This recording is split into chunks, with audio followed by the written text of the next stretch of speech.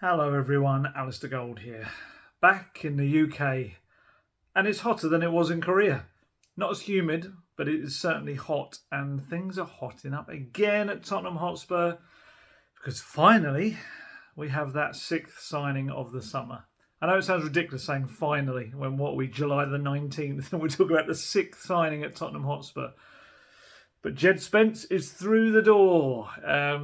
Technically, all the stuff was done a few days back, really, but Spurs were just waiting some paperwork to be signed off, and that's it. Finally, this morning, he was able to be announced. I think it's a really good deal for all parties. 5-year contract, obviously. 12.5 million Spurs will pay up front, with 7.5 million in add-ons for potential future performance-related things, sporting related things. I can't remember the exact expression, but they got there. And like I say, Middlesbrough will get a fair bit of money if he becomes a star. Tottenham will want him to become a star because he'll be worth far more than that extra 7.5 million anyway, and 12.5 million on its own. That's probably the kind of price that I think Spurs were always looking to pay. It's going to be roughly that. So we got there. 21-year-old. If you're not aware who he is, Nottingham Forest on loan he was from Middlesbrough last season. Did very well. Helped them. One of the key figures really in helping them earn promotion through the playoffs to the Premier League. Lovely stat that Squawka put out today, which is pretty much going to be why Spurs decided that he was perfect for the wing-back role under Conte. So, Squawka tweet, Djed Spence completed more take-ons in the league last season, 76, than Matt Doherty, Emerson Royale, Sergio Reguilon and Ryan Sessegnon managed combined, which was 48. Antonio Conte gets his dynamic wing-back. That's kind of where it's at. He does fit the mould very nicely. Look, I don't think we can get away from the fact that clearly, and I've said this in previous videos, this is the most Spurs transfer out of the ones we've had so far. This is very much a player who fits the club's mould. 21 years old, never played a Premier League game. He's played Premier League opposition a fair few times, but never played a Premier League game. So he is very much one who can improve and get better, whereas everyone else pretty much signed this summer is ready-made for the now. So, this is definitely it feels like more of a Tottenham signing. But that's not to say that it's not a player who will fit exactly what Conte needs, because he's got the skill, power, height, pace.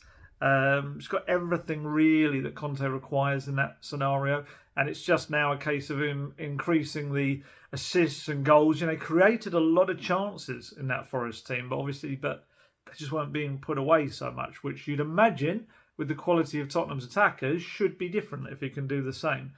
Paratici has gone to watch him, certainly in the flesh for Forest as well, so he will know exactly what he brings.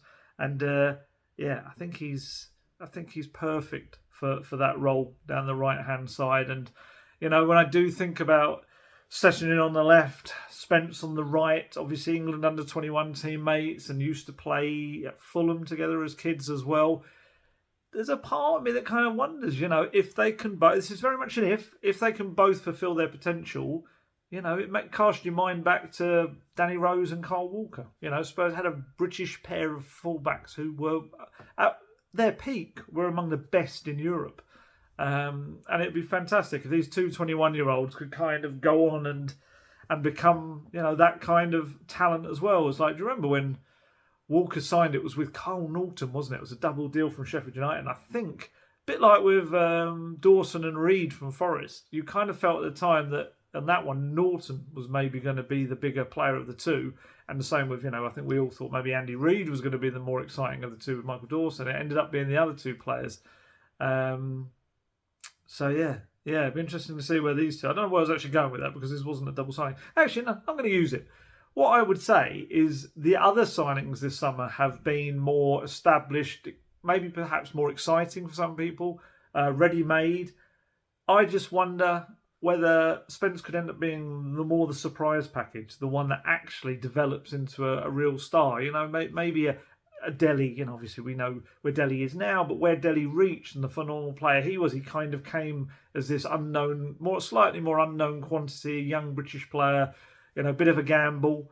I just wonder with Spence whether he could end up being the pick of the bunch. And there's been some terrific signings, so that'd be a hell of an achievement as well. Apologies if I start to get very hot. This is I've had to close all my windows because the house across are getting an extension done. It's very noisy and cutting and stuff. So on any day that I really would have liked to have my windows open, I would have even accepted the ice cream van flying by, and quite frankly would have probably flagged him down to ask for a 99 flake one as well, Mr. Whippy.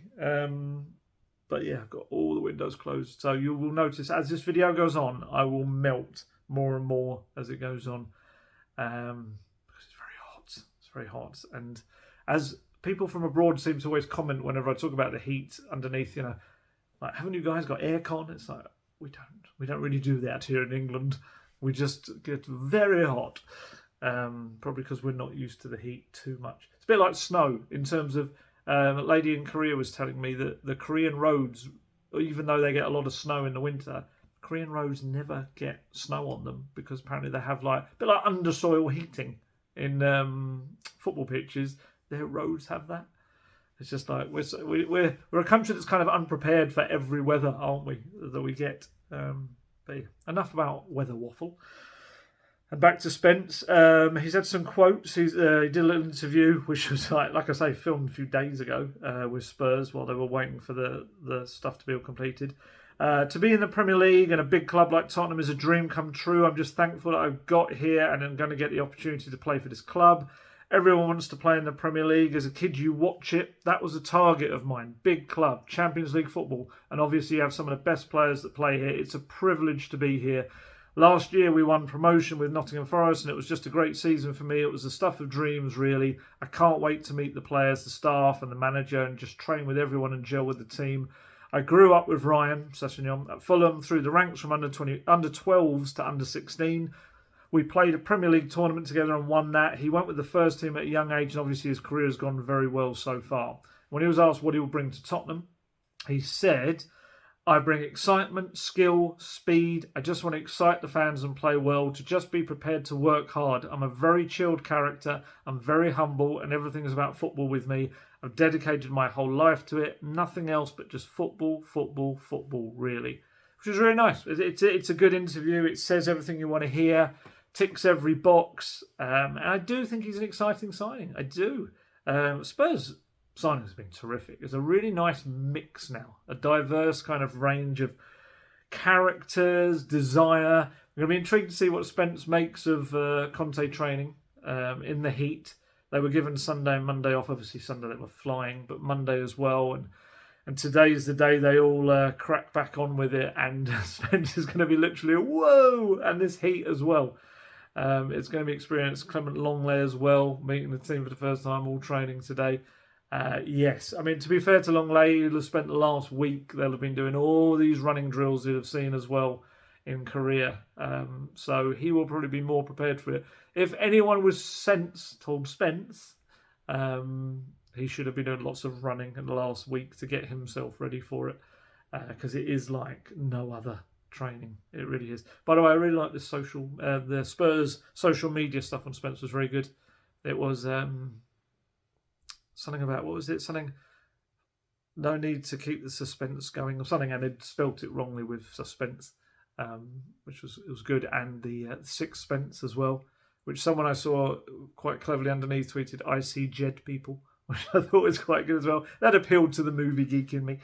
So yeah, excellent signing. Really happy about him coming in. And now obviously we're going to talk about it a bit later, but it's all about who goes, because there is no way on earth, surely, that they can have 3 right wing backs at the club and potentially Lucas, which we'll talk about as well, being a player that plays there.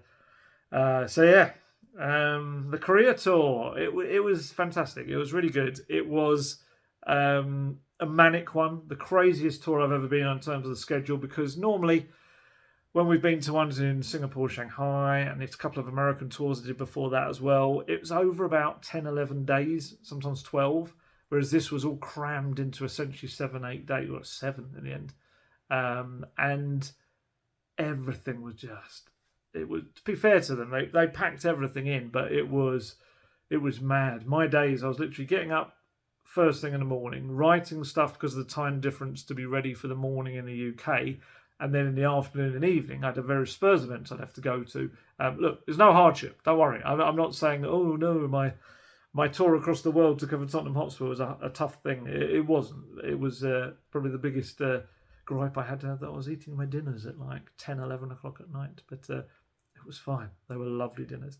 Yeah, a little bit more about that I'll talk about in a minute. But yeah, it was an incredible experience. Got to a little bit of sightseeing on the Saturday morning ahead of the match, and then otherwise it was seeing what we could see when we were doing the player stuff. Spurs were very good to us in terms of access. Spoke to pretty much all of the big boys, as it were, in the squad. Certainly the ones that could speak English as well, anyway, and didn't need translator stuff. Yeah, got some really good interviews. Had a really interesting, not an interview, but just a chat with Todd Klein, the Chief Financial Officer. He's a fascinating guy. He's really intelligent, Boston-born chap. Really, really interesting. Hopefully we'll get an interview with him in the future. This was just, a chat about all things to do with the club and the tour and stuff, and very knowledgeable guy, honestly. Yeah. With his background with, I think it was AG and NFL stuff he's done as well, I think I'd go as far to say that the club feels like they're in good hands with him in terms of financial stuff, and we'll talk about some of the financial stuff about this tour in later on in this video as well. But he was really interesting. Actually, for a little while we were having chats, Daniel Levy turned up for a little bit as well. Didn't say too much, just came down to kind of essentially say hello, I guess, as a little kind of a thank you for us journalists, the UK ones following across the world. But yeah, just a brief little kind of chat, nothing major, nothing exciting to report, I'm afraid. Obviously, you'd be very aware of the media kind of taking anything he'd said, so it was very much just pleasantries and stuff. But yeah, that's the first time in kind of a casual setting. I think the only time I've ever spoken to him has been at a couple of press conferences. That's it, really, and like a hello kind of as you'd walked past him once in a blue moon. But this was great. It was it was one of those moments where definitely the other journalists, it was like it was appreciated, I guess, the fact that he'd actually kind of acknowledged our existence, I guess, and yeah, came down, was very pleasant. And yeah, I mean, for him, everything at the moment is going in the right direction. So there's nothing really to be grumbling about, I guess. He is doing what he's got to do, and this is an overhaul of Tottenham. 6 signings by July 19th, with more to come. It's back in the manager. It is definitely happening. It's whether even the free transfers, people say, oh, but they cost no money. There's big signing on fees. There'll be wages involved. Will be pretty big as well. And yeah, the job is getting done. I think that's the main thing. So that was really interesting. But in terms of access to players, honestly, we did so many really good interviews, and I love the tour interview. I find a tour of interviews even more interesting than like when we get them in, let's say, mix zones after matches and stuff, because they're a little bit more relaxed, a little bit more of there's less of a pressured vibe to it. You can kind of sit down and have a proper chat, or at the least, be standing there without any kind of madness going on behind you and loads of people walking around, and just you kind of get to see a bit more human side to them, especially like, let's say, Lucas Moura interview. Lucas Moura was so interesting. He's such a nice guy. He's so happy. He's a bit like Sonny in that respect. They're both such fun to interview, and yeah, we got them. What I've got is just a couple of kind of key quotes from some of the interviews that I've done over the last few days or have been involved in, and there's more stuff from Conte going out tonight as well. We got a little kind of exclusive chat, the UK journalist with Conte, which I think we're putting out late tonight in the old 10:30 slot. So keep an eye out for that. Interesting stuff in that in a few ways. But yeah, that was good as well. But yeah, in terms of players, so Ryan Sessegnon, really good stuff on Perisic. His quotes on this, I can learn a lot from him. Actually, you might remember, I think when Perisic signed, I said that the plan with Conte and Paratici was for Perisic to essentially mentor Sessegnon in a way. And it's really interesting. He was kind of asked about Perisic, and he pretty much confirmed that that's kind of happening. So he said, I can learn a lot from him technically, mentally and physically. He's already helped me with little pointers, tips about the way to affect the game more in an attacking sense and score more goals. Being in the box at the right time more often when the ball's on the other side, being smart, using my brain, communicating a bit more. It's healthy competition. Whatever I can learn from him will help me in the long run. He's scored a lot of goals in his career playing in that position, and it can only help me going forward. To be more effective is what I want. Defensively last season, I think I was very good. You can always improve on that as well, but my aim this season is to score more goals and get more assists. More goals and assists will keep me in the team, so that's my aim. Before I signed at the club, I was scoring a lot of goals at Fulham, so I just want to get back to that this season. My aim is to play many games for Spurs, to get through the season strong and play many matches, then we'll see what happens after that. And interestingly, he was asked about Djed Spence. I think he was starting to answer it and he got shot a look by one of the press officers. So you kind of said, I know him from Fulham growing up. We played together in the Fulham Academy. From what I've seen, he's an attacking fullback. Then I think he got the glance and he kind of said, but that's all I can say at the moment. Which is okay, because technically he hadn't signed. Well, we get that. You know, I understand that's the way it works. But so Sessegnon, that was really good as well. And like I say, Lucas was really interesting. I asked Lucas about his future, kind of what happens next for him, because technically he's got, it sounds like it's 2 years, but actually I think it's 1 year as an option, as he's going to say in a minute. So I asked him about his future and what he wants to do, because obviously I hear that he wants to go to Brazil, back there eventually. So this was his answer. I will turn 30 in August. I'm getting old already, but I feel very good mentally and physically. I'm very, very happy at Tottenham. I love the club. I love the fans. I love everyone who works in the club. But of course, I have a plan to go back to Brazil one day. I have at least 1 year in my contract, maybe 2. I don't know if the club will want me to sign another contract, but I'm happy here. I just want to have the best season this season. I just want to win a trophy, because this has been my objective here since the first day I arrived in the club. And I believe this season I can achieve this. And then we'll see next season what the desire of the club is. For this season, it could be my last season here. It depends on the club. They have the option to extend for 1 more year. My first target this season is to lift a trophy. I lifted a trophy with Sao Paulo, with Paris Saint-Germain, and with the national team. And I won a trophy here with Tottenham. I think we deserve it, but it's only words. You need to work for this. Then I have other targets, which are to go back to the national team. Why not play in the World Cup at the end of the year? It's very difficult, but anything is possible. I have this hope and I will work for this. These are the 2 most important targets for now. He was also asked about Conte and whether he'd spoken to him about stuff and what he wanted from him. He said he was very clear in every conversation. He said I am important for him. It's good to know. I always talk to him about what he wants from me, what he expects from me. I'm ready to give my best for the team, for him. It doesn't matter the position on the pitch. I'm here to help this squad. I've always said this. I'm a team player. I will work for the team. I will do my best for the team. That's it. That's my mind. Lucas is such a good, of course, I've criticised in the past. My criticism always comes from a good place. It's always the fact that I think his quality, really, he should score more goals and he should provide more assists. And I think he'd admit that as well. I think that would be one of the things he'd admit himself. But there's absolutely no way you can even slightly criticise what he brings to a squad. He is such a good guy, such a hard worker, such an important squad member. And I do think when they're needing a bigger squad, I do think he's a guy that can influence from the bench as well. Or if he starts, they're going to need him in matches. And it does sound like Conte saying how important he is. So, yeah, Lucas was a really good interview. Obviously, I'm only giving you kind of snatch quotes from these. Have a look on my Twitter. I've got them all. We got, like I said, so much content. So many more stuff. Like Lucas also talked about Richarlison, gave a really good insight into him, what fans can expect, what he's like behind the scenes. Talked about Sonny. He said he's pretty much a Brazilian because of the way he is and he acts. And Sessegnon was really good stuff about his bulking up and strengthening the muscles around those hamstrings. Honestly, have a look on my Twitter. They're all there. Spoke to who else did we speak to? We spoke to Davinson Sanchez. I did one-on-ones with Troy Parrott and Japhet Tanganga as well. Both of them said really interesting things. Harry Kane, it was a good interview we did with Harry Kane. He's clearly very excited about what's to come. He really is. Here's some of the quotes from him.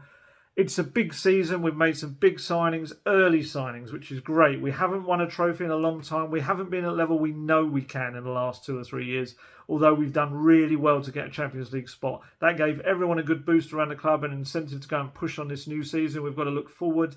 we've got that to look forward to, but it's still work to do before the start of the new season. It's been a great pre-season so far. I've been back 5 or 6 days. It's been a really good camp. We've worked really hard. We've got some new signings, some new faces. There's a buzz about the place. It's been difficult at times in certain sessions, but it's been good, and everyone's excited for the season. We know it's been difficult because we saw Harry Kane throwing up at the Seoul World Cup Stadium because, having to deal with it. But honestly, where are we from a year ago? Harry Kane was clearly thoroughly fed up and he wanted to leave that football club.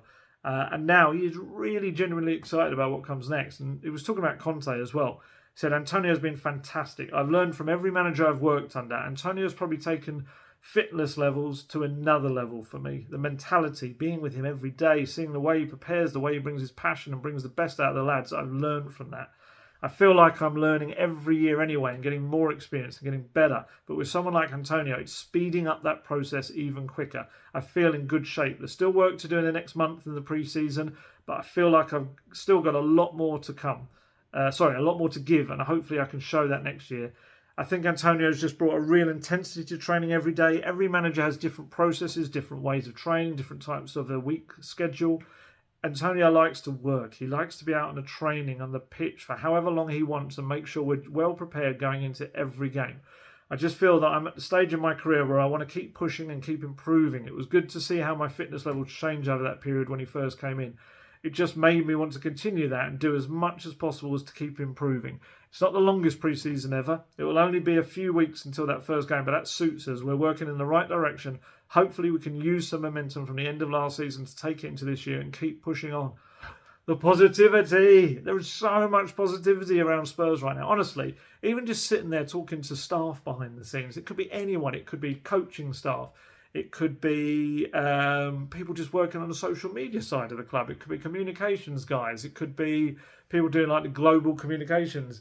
Had a really nice chat actually even with AJ Tracy. He was kind of out there doing stuff with Spurs and you can see how excited he is about the club as well. Honestly, really nice guy. He really is. Not that I thought he wasn't going to be, but just meeting him in the flesh kind of reinforces what a really nice chap he was as well.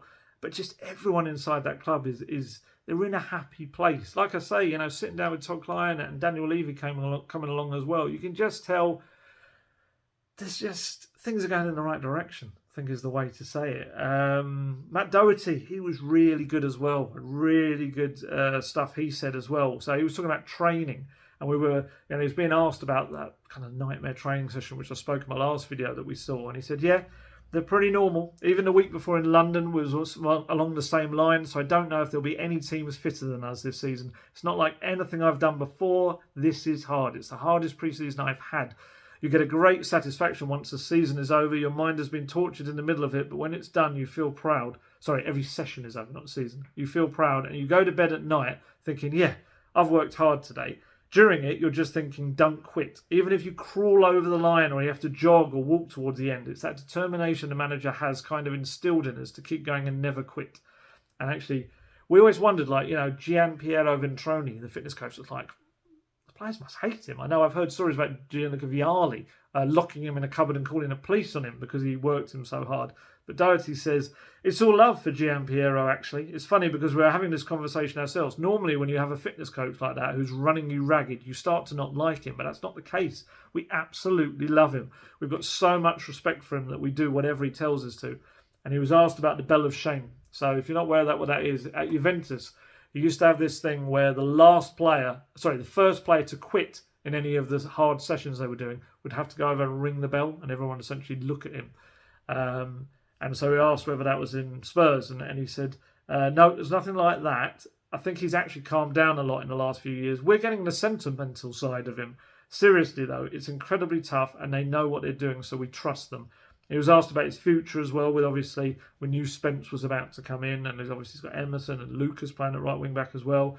There's a lot of competition. That's never a bad thing. It brings everybody's standards up, makes everybody train properly, train hard, and that's what you want. You want to earn your position on merit. You don't want it handed to you. We're all competitors, and that's what we want. We want to fight against each other and get a place.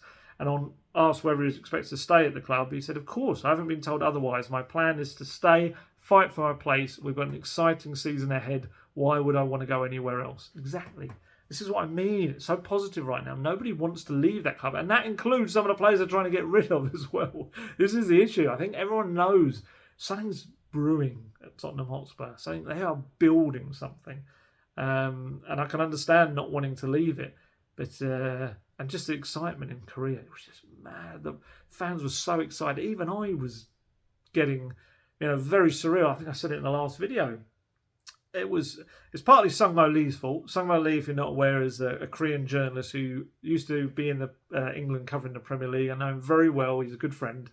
And what happened was he asked if he could take these videos that I do and essentially talk to the Korean audience about them and translate what I'm saying and explain things that maybe get lost in translation a little bit. So without me really knowing, when I arrived in Korea, he'd kind of turned me, certainly among Spurs fans, into like a bit of I'm talking very, very low level, but like a bit of a cult figure-y type thing, which was so weird. And you heard me speak about it in the last video about kind of having to sign autographs and selfies and stuff. Well, after that, it happened again, times a lot, in terms of when we got the coach to the match on the Saturday, the club very kindly put us in with like the admin staff and types, communication staff. So it was very helpful because Suwon is a good probably hour and a bit away from Seoul. So it was very helpful. I didn't really know how we were going to get back if we didn't do that.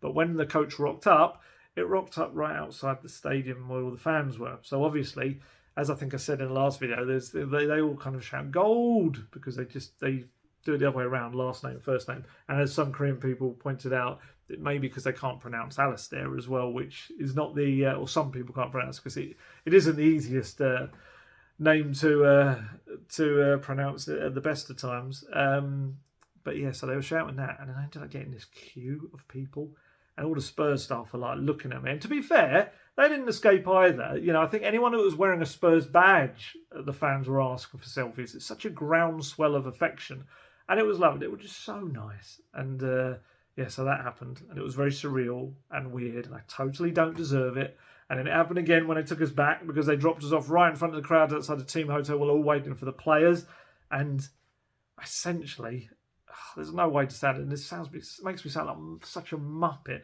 but I kind of ended up getting mobbed. I did. There was loads of people around me, like thrusting shirts at me to sign, and it was like, of course, I'm thinking, why in the hell would you want my signature on a shirt? You're essentially ruining your shirt with my also awful signature. My signature is terrible, destroyed by doing shorthand over the years for journalism. My handwriting is horrific, but it was lovely and it was very much appreciated. And there were other weird things that went on, like Sung-Mo was I'd kind of decided I didn't want to eat any kind of Western food. I was going to only eat Korean food, and he very much was up for that. And he was asking, because he's very popular in Korea. One journalist who we were talking to called him the father of journalism. He really is very well respected out there. So he was asking his followers, like, where should we eat and stuff like that. And so we're getting loads of recommendations. And then it became this thing of I had to rate the food in Korea, which, as you might have seen, the Spurs players have got into this thing with decimal points and rating things. So he kind of seized on that. And it ended up being this thing in Korea where across social media, it was mad. It went mad. And actually I think a couple of newspaper or media outlets were writing about Gold and his food reviews, essentially, or ratings. And Sung-Mo was loving it. We ended up doing like little video things, kind of embracing the whole fun side of it. And just to show you the popularity of Sung-Mo, really, one night we were having this incredible kind of barbecue chicken stuff, 2 different kinds. It was amazing. But he over-ordered. He ordered about 5 plates worth of the stuff, and we got through about 2.5. And we were flagging. It was like ordering like 5 bargain bucket things or whatever they're called from KFC. But we really didn't want the rest of this to go to waste. We didn't want them to just chuck it away. So we did like a bit of a social experiment, and we said to Sung-Mo, this is the other journos and I, just in case you weren't aware, it was Charlie Eccleshare from The Athletic, Tom Barkley from The Sun, and Matt Barlow from The Mail. Very good company. 3 excellent lads to have with you on the other side of the world. They're really, really good fun.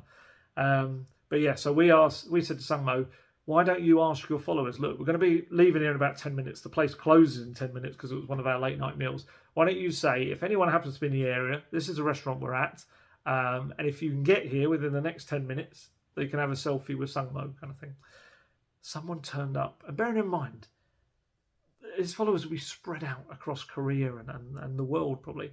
Someone turned up in 2 minutes and got the chicken and got a selfie. And another person turned up as we were leaving.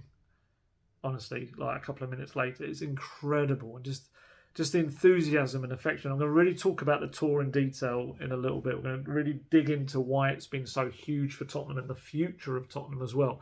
But just the Korean people were so lovely. Honestly, I've been very fortunate on the tours. I've always got to see the passion of the fans and everything.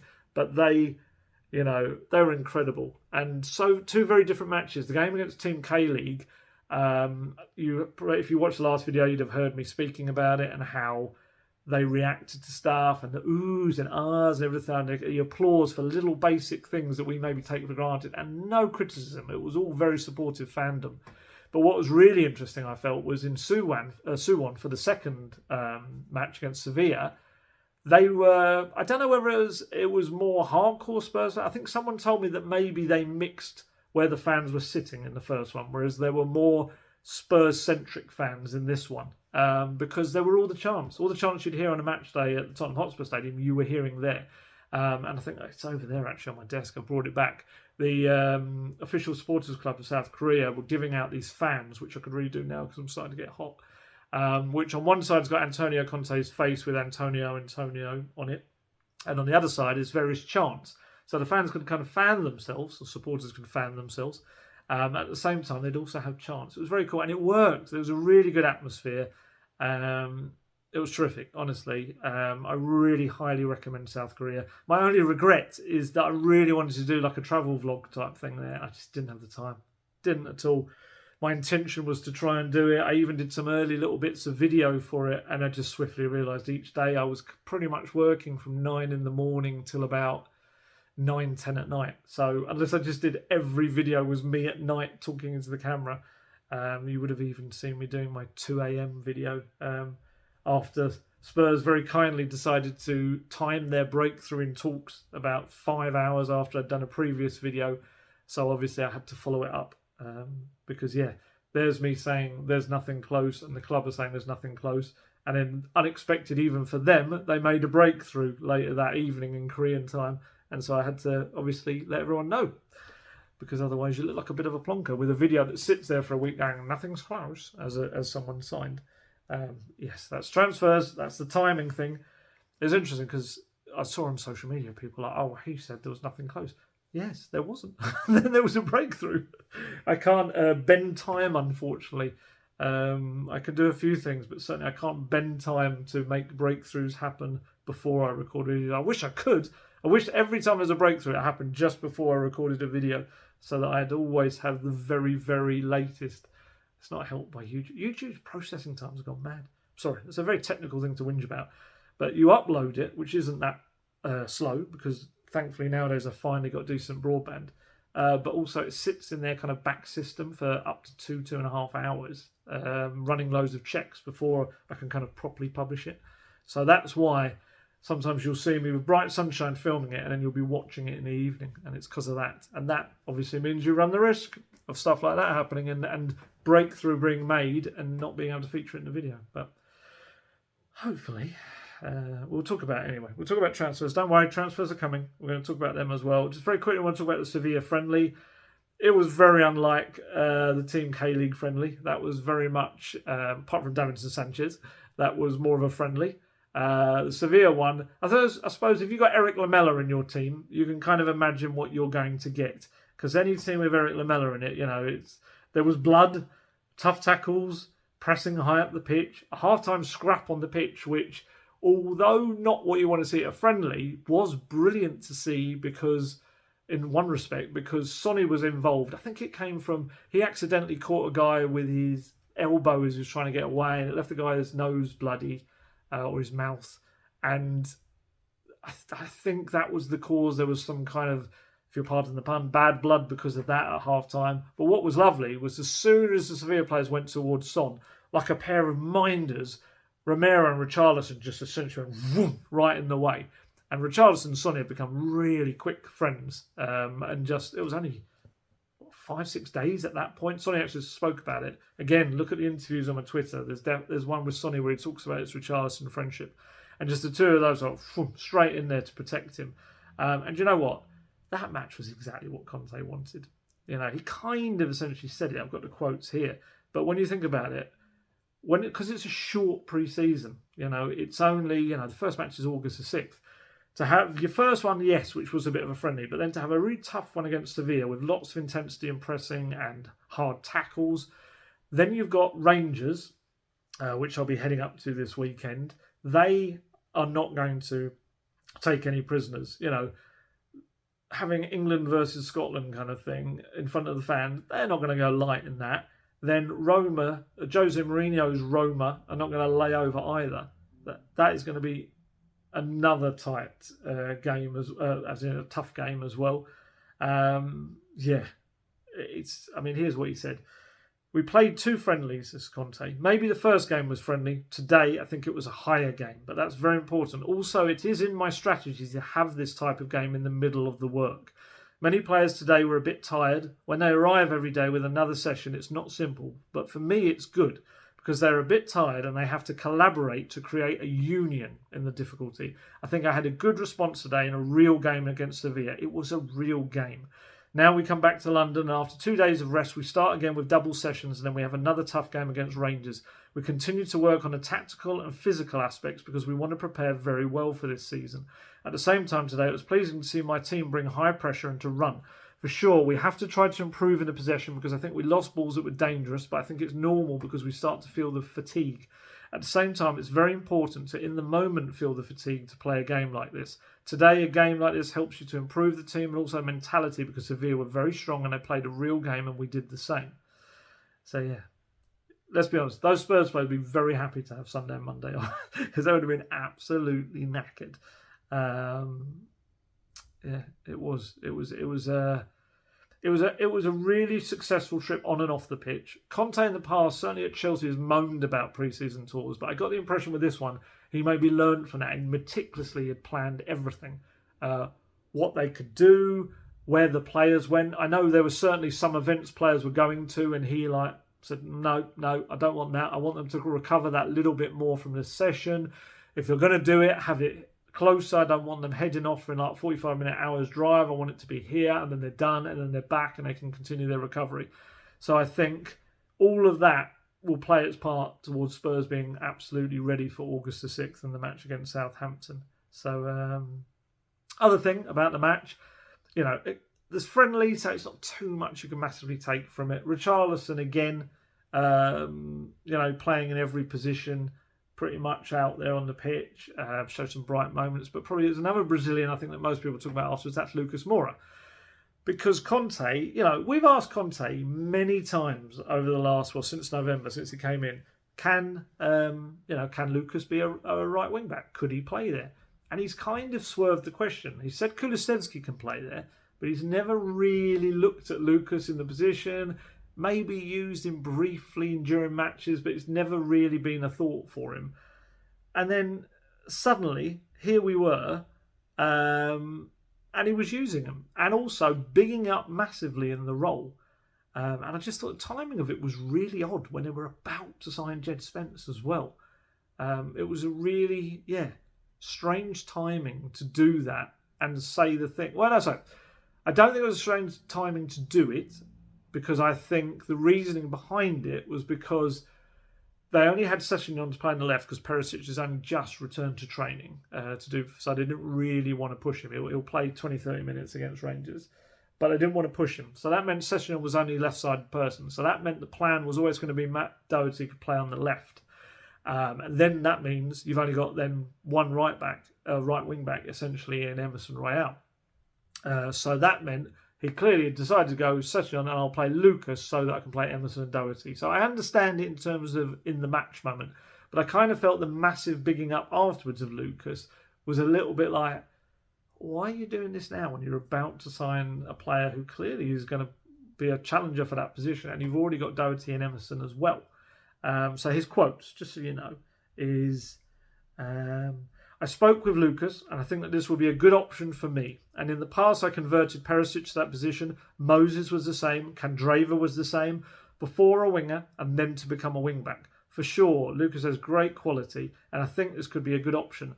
The most important thing is that the player has to be 100% sure to do it, but he is available, and Lucas Moura for us is a great resource because he can play in many roles. He can play behind the striker, on the right, on the left, as a wing-back. I'm very happy for this commitment for what I'm seeing in the training sessions, and tonight I think he played a good game.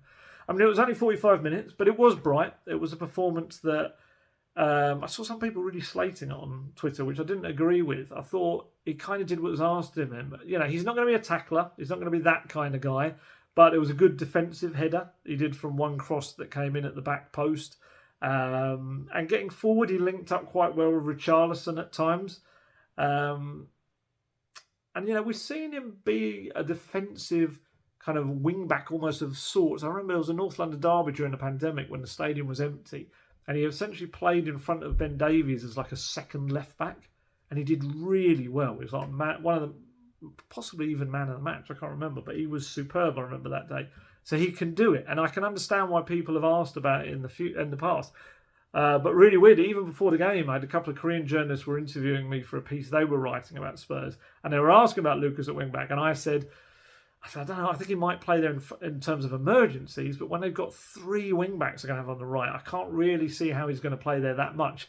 And literally, just to make me look like a complete muppet, Conte, then the team news came out and he was playing at wing-back. But like I say, I kind of understood it for the match on Saturday. But yeah, I did think it was interesting about him saying that he has to be 100% sure to do it, which reminded me of the whole Perisic stuff. Perisic, if you weren't aware, he wasn't too sure about doing it himself, playing as a wing-back, and then he went to Bayern Munich on loan for a season and returned kind of fully bought into the idea. And that's why we have the Perisic of now, who was superb for Conte as a wing-back and obviously will be a big player there alongside Sessegnon. But yeah. Yeah, well, I don't think if anyone had said it last season, I think if Conte had done it and said all the stuff about him last season, I don't think anyone would have blinked an eyelid. I think it's just the fact that he did it just as Spence was about to sign on the dotted line as well. Just thought it was interesting timing. It's certainly going to push them all on. It's competition, I guess, and that's what it's all about. What else? Ben Davies picked up an ankle injury right at the end. He tried to continue and then they brought him off anyway. He was seen in protective boot afterwards. I saw a photo of him getting on the coach with it. I think it was maybe when he was getting onto the coach to come back to the airport. Conte's quotes, he was asked about him. I think I asked it. Yeah, I think I asked the question. Ben finished the game with a bit of pain in his ankle. Honestly, I hope that's nothing serious. The rest of the team is okay. We still have Basuma and Fraser with COVID, but next week on Wednesday they will come in and start to work with us in London. The others are in good physical condition. Perisic, I think, and I hope in the next game against Glasgow to give him 20 or 30 minutes. Rangers, of course, he means. But yeah, press conference was really interesting. I had a second press conference, which was him and Lloris. I think this happened after I did the video, so I can tell you about this. They did 3 events all at the same time. So there was various ones with player interviews and the press were all happening at the same time. So we had to split up the UK media. And so it meant that I was the only UK media in the presser. And it was a bit like the format, if you watched the last one, was very much you asked one question each. So I was a bit like, with no disrespect to the Korean media, their kind of focus is going to be on Korea and Son. And I needed more variety. I needed more interesting things I was going to ask about in terms of for Spurs fans to be interested in. So I was kind of thinking, what do I do? Do I sit there and try to ask a question and then run across the room and, put a disguise on or something? I didn't do that. I was tempted, one of those ones with the glasses and the nose and the fake moustache kind of thing. I didn't do that. What I actually did, it was a bit fortunate. I went up, I was charging my laptop at the front of the room. It was a big conference room within one of the big office towers opposite the Spurs team hotel. And the moderator was there and he actually recognised me. He from video-y stuff. He's a Spurs fan as well. And so he got to talking and I kind of essentially, how do I put this? Well, he was a very nice guy. So obviously we kind of had a friendly chat for a while and I kind of think that helped me. So what I did was I asked quite an early question. managed to package it as a question for Antonio and a different one for Hugo. And I asked him 2 questions. Hugo was... Look, Conte was a little bit knackered, you could tell. He wasn't in the best spirits he was in the previous presser with Sonny. But Hugo was in great spirits. They just had the meal out with Sonny the night before, eating Korean barbecue, and he was in great mood. Because I asked him, essentially, you've been here for 10 years now. Is this it? Is this the moment? Is this the best squad you've worked with and a chance to win a silverware? And he was so excited the way he spoke. He even said, even 10 years in, I'm really excited. It was fantastic. And then what I did, I waited to see all the Korean media had got their question in. And I was like, I thought, I'll try it. And to be fair, maybe because we'd had that nice chat, he was like, "You're going in," kind of thing. And so I asked another 2. I asked Conte about Pape Matar. My first question to him had been one of those I had to ask about Djed Spence, knowing that he was going to say, I can't talk about that, which is fine. But I think I had to ask, otherwise the fans would have said, why didn't you ask that? But yeah, so that was good. And the second one was about Pape Matar, which he said, he kind of hinted about, I think, that he's probably going to go on loan. It sounded like the way he was hinting.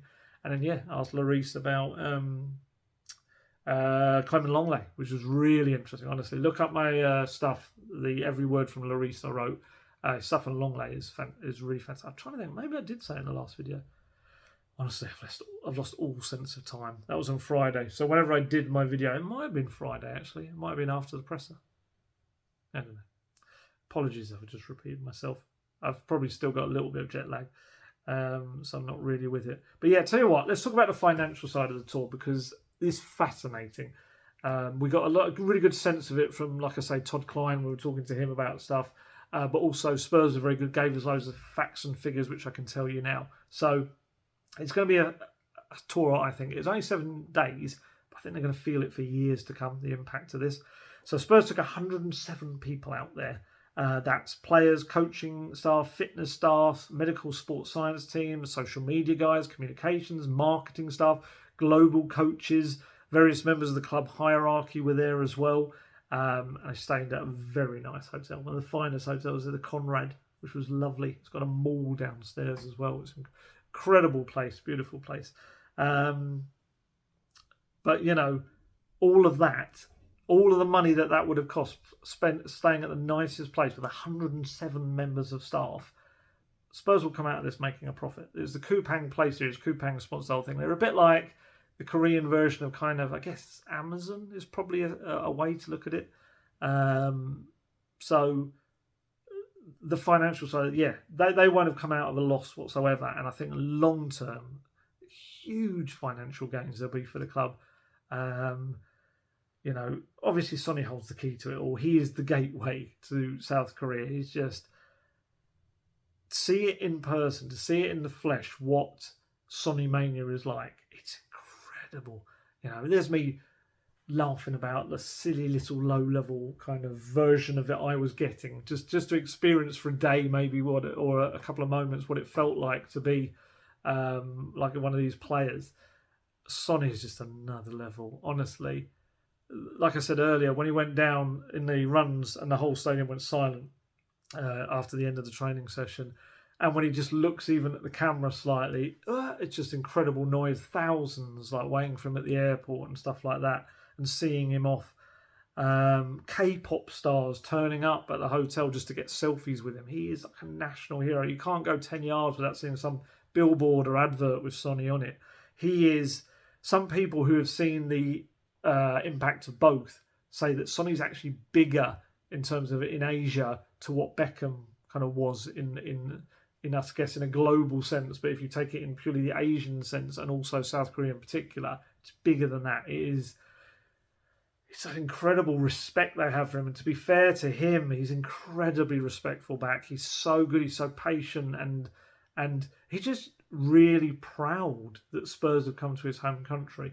We'll talk a little bit about that in a minute when we talk about get through these stats. But I've got some good stats for you, right? So put this into context, because the fandom is just the tip of the iceberg. So put this into context. Spurs are the most watched and best supported overseas club in South Korea. Population of the country is 51 million, and of that, a staggering 12 million people say that they're Spurs fans. 12 million, which is ridiculous. So Spurs match on the Wednesday night against Team K-League was streamed online by 2 million people, which made it the single biggest streamed sporting event in Korean history, and the numbers for the Sevilla match were meant to hit similar figures. So across in the two stadiums, 108,000 people were in the crowd across the two games. 64,000 tickets for the Seoul World Cup Stadium were sold out in 25 minutes. 44,000 in the Suwon Stadium were gone in 20 minutes. At one of the stalls on Saturday at the game, Spurs sponsors AIA had 500 people queuing for about an hour to have their photo taken with cardboard cutouts of the players, including Son, all for the chance of winning a scarf or a hat. It's just crazy. It's incredible. And I think Tom Klein being on the tour was interesting as well. He's utilising that experience in the NFL and AEG as well to just maximise what Spurs can do from that market. Many people always ask about naming rights and stuff. And to be fair, he didn't talk about that. That wasn't part of our discussion that we were having. Other than the fact that people on Twitter are always asking him about naming rights. But, it does make you wonder, with their huge popularity over there, will it be, could it be a South Korean company, perhaps, that ends up getting it, or maybe American as well, when the NFL tie up? Or, we don't know. We remain to see. We know that they are looking for the best possible kind of deal for themselves. They're taking their time. But I guess that's about maximising the most they can get. I think maximising what you can get out of South Korea, it's huge. And I know people go, oh, who cares about a tour across the world? What's it got to do with anything? The money. This is what the big clubs do. They drive their revenue through their incredible popularity elsewhere as well. And that money then can go back into the team. And I do wonder whether this tour has also added to the financial cushion of Spurs being able to spend this summer. I wouldn't be shocked if it does. So here's another stat. On a single match day at the club shop at the Tottenham Hotspur Stadium, they can sell 700 Son number 7 shirts every match day. So, but also to say that they only care about Son would be doing the Korean fans a disservice. They do. They love what you can see. They love all the other players. Like I said before, at the airport, you see like Oliver Skip Norwich shirts, like from his loan period. Romero signs Cutie, and all this sort of stuff. And Croatia shirts for Perisic. They are very knowledgeable, the Korean fans as well. Like I say, I gave you the fan as well, which was very cool with all the chants and everything. So, North London club, second most followed football team on TikTok, behind only Real Madrid. They recently passed 200 million impressions on the platform. 178 million of those came from South Korea. TikTok very big, obviously, over there. South Korea has become Tottenham's second biggest e-commerce market behind the UK. With the year-to-date sales only half the UK and nearly twice as big as the USA. Spurs are quite clever as well. What they've done to seize on that is if you buy stuff from South Korea, it costs the same postage and packing as it does in the UK, which is quite interesting. It's clearly a clever little tool to make sure they buy them from them. It's just fantastic. Like I say, Sonny's... Actually, that's another thing. You could see so many crowd were wearing the new kits, and they didn't look like dodgy knockoff versions or anything. They looked like the proper ones, which shows that that's all been bought quite recently because they've only come out recently. Although perhaps over there you could get them a bit earlier, maybe. Sonny is he's so humble, so nice. Like I say, he was so proud that Spurs came to his country. All of the staff and the players and everyone, when they got into their rooms at the hotel, he'd put a little gift in there for all of them and a personal note saying, like, essentially thank you and stuff. He'd given also out his clothing range, which is like NOS 7, Son backwards, NOS 7. NOS 7 is probably more likely. Even Daniel Levy, when I say he popped down to say hello and all that, he was wearing one of those shirts, a black T-shirt with the NOS 7 on it as well. Like Sonny says, it's incredible. Actually, I saw Levy, as I was coming in to the hotel, I saw him walking in a different elevated company. He'd been in the mall and he was wearing that as well, so that must have gone down well with the fans that stopped him. So Sonny said, it's incredible. The fans, the love, we're feeling the love the fans are giving us. I've been here with Leverkusen and also Hamburg. With Spurs, I think it's more special because the fans are more interested in our football and the big players. I'm just so grateful that everyone loves us, loves the Spurs and loves the team. And it does. It was a lot of love. And like I say, he took all the players out for the Korean barbecue on the Thursday night, paid for a big meal for them all. And Lloris said that to me, is like, it was just a really nice moment for the team. All the hustle and bustle of this tour, just to sit down and actually, really just take a breath and enjoy each other's company and bond, I guess, as well. You bond in those moments. That was good. The 2 COVID cases, Basuma and Forster aside, it was a massive success, this tour for Spurs. It was huge, and it will have knock-on effects for future generations as well. And like I say, big clubs, this is what they do. And quite interestingly, some of the Koreans were telling me that, and Sangmo told me this as well, that when other teams have gone out there in the past, some of them maybe haven't been as respectful as Spurs were, and really investing in going out there in the community and talking to people and signing sessions and stopping in the street to like sign autographs and do selfies. But Spurs made such a good job of it. It just cemented their position. I think that 12 million is going to grow rapidly over the years to come as well. It is. It's a machine. The Premier League is a machine, and I think Spurs using that popularity to advantage. Yeah, of course. There's a financial side to it. Not milking Son, that's not unfair to say, but certainly taking advantage of his huge popularity. But the key, I think, is to make sure it lasts beyond him. Obviously, Spurs had Lee Young-pyo in the past as well. But taking advantage in the future to look for players from South Korea using your scouting stuff, but also just grow your brand and name out there.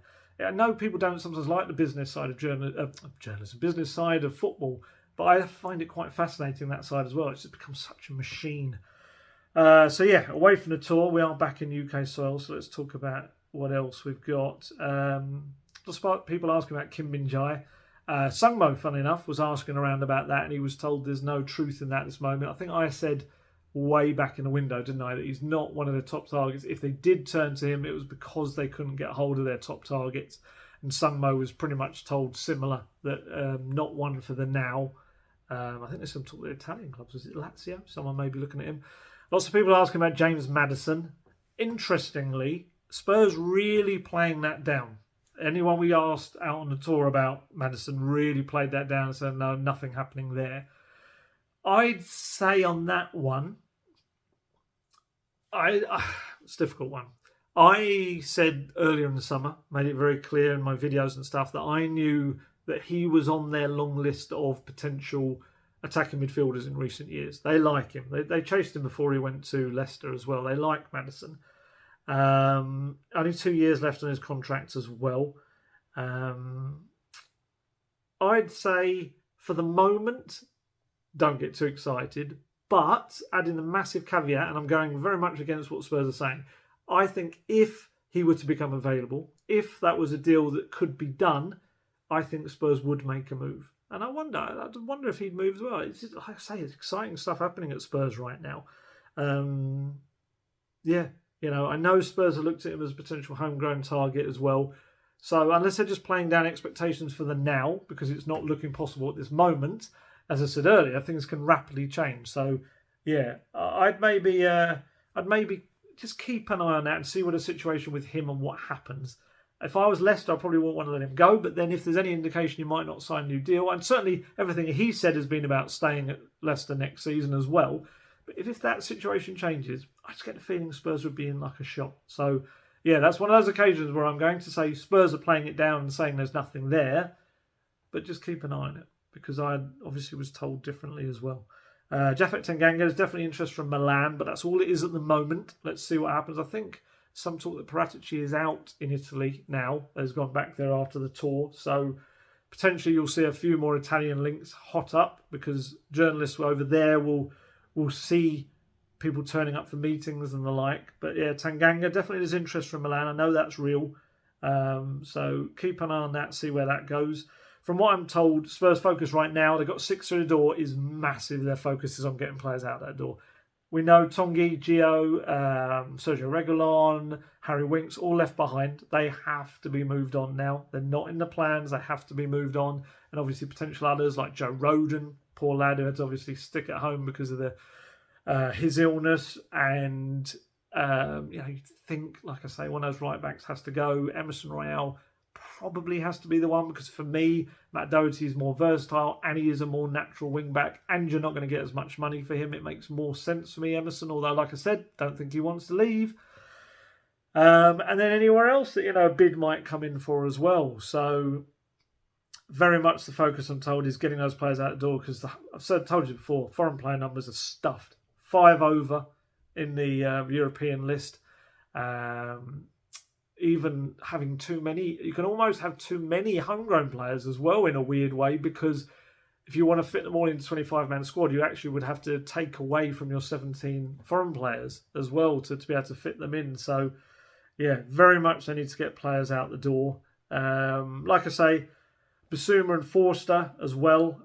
They're not going anywhere, but they have, well, they technically are, because they flew back this afternoon, Korea time, mid-afternoon. They're flying back. I think as I'm filming this, they're in the air right now. They're flying back. They've completed their mandatory 7 days of isolation. They had various fitness stuff in their rooms. Member of Spurs medical staff flying back with them. They will be back, and they will be back into Hotspur away, straight into it tomorrow. That's the plan, if all is well and they're feeling fine. Poor old Basuma got all that work on his fitness, and he's going to be straight back into some tough training sessions. But yeah, so they'll be back tomorrow, Wednesday, into that. Poor old Basuma's had COVID twice. He got it right at the start, apparently, and now this is his second. Forster's first go around the clock, as it were. It's interesting, the whole COVID thing, because, yeah, from what we understand, Spurs have got a policy that if you're going to sign for them, you have to have your vaccine. I think where it is now, with the potential side effects and long-term effects of COVID, clubs are just protecting themselves now. It becomes obviously this insurance side of things, the financial elements. These are multi-million pound assets. So, yeah, from what we understand, they would very much make it clear that you would have to go and get yourself vaccinated if you wanted to sign for them, which in essence means no vaccination, no transfer, which is interesting. It leads into a whole other minefield, I guess, of ethical stuff and all of this sort of stuff. And yeah, fascinating. That's a whole other subject as well. Because this is going to be a season that is going to be affected by COVID again. It is. There's going to be players missing and stuff like that. It's going to happen. So, yeah, so interesting stuff there. But there you go. Right, I think I'm going to finish off there because I'm absolutely sweating. I don't know if you can see it in the thing. I'm getting very wet-faced. I'm going to head off there. So keep an eye mainly on outgoings. Hopefully we'll see in the coming days that stuff will start to change there. We'll see players getting closer to moves out of the club. And I think that once that happens, they can start then going back to incomings and bringing in maybe 1 or 2 more. Like I've always said, keep an eye out for that attacking midfielder and also any opportunities for a striker as well. And like I've said, I still believe another centre-back as well. If certainly Rodon and Tanganga were to head out, I think they need to. I think it's logical. I think they need to. So there you go. Right, I need to head off. I need to open some windows. It's so warm. And yes, and again, a massive thank you to everyone in Korea that was so very nice to me. You were fantastic. It was such an enjoyable experience. I'm definitely bringing my family back to go there. It was a wonderful place to visit. And yeah, and now we head on to Rangers. I will be heading up there. My mum is from Scotland. She lives just outside Glasgow, so it'll be a nice opportunity to go up and stay with her as well and go and watch the game. And in Israel at the moment, yeah, Spurs. Roma, Mourinho's Roma is going to be very interesting as well. Looks like I'll be heading out to that as well. So it's going to be a busy July, very busy July before the Premier League returns on August the 6th. So, yeah, I'm going to head off.